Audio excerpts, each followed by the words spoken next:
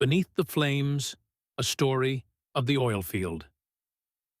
In the middle of nowhere, where the only sounds are the howling wind and the deep rumble of machines, Jack Thornton stands, hard hat in hand, staring at the black towers of steel that seem to scrape the sky.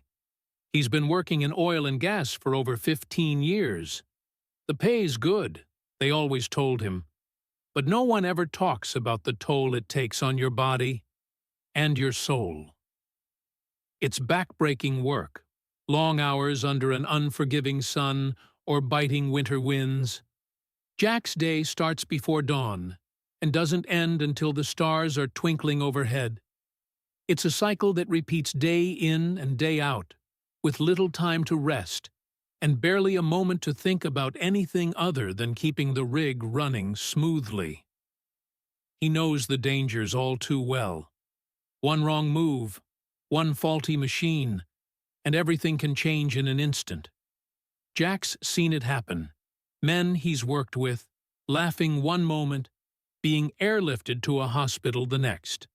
It's a life that teeters on the edge of disaster.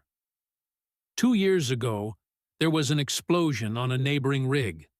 The flames roared like an inferno, and Jack still remembers the panic, the screams, the helplessness as he watched his co-workers pull a friend from the blaze, too late to save him.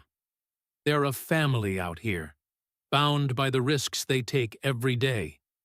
But that doesn't make the losses any easier. Then there's the isolation.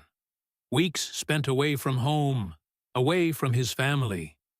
Jack's little girl is growing up without him, and every time he gets back, she seems a little taller, a little more distant.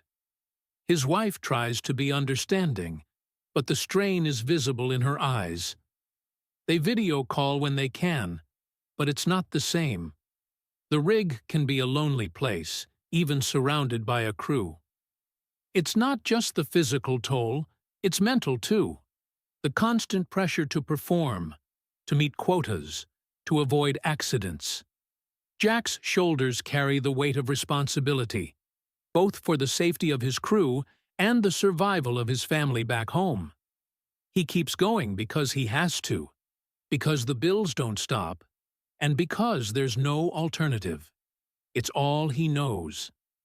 Every morning, he rises before the sun, pulls on his boots, and heads out to face another grueling day. He's tired, but he pushes through, driven by something deeper, the need to provide, the pride in a hard day's work, and the quiet hope that someday, maybe, there'll be something better waiting on the other side of the flame. For Jack, like so many others in the oil and gas industry, it's a life filled with struggle and sacrifice. But out here, where the earth yields its black gold, there's something else too, a gritty, unspoken resilience.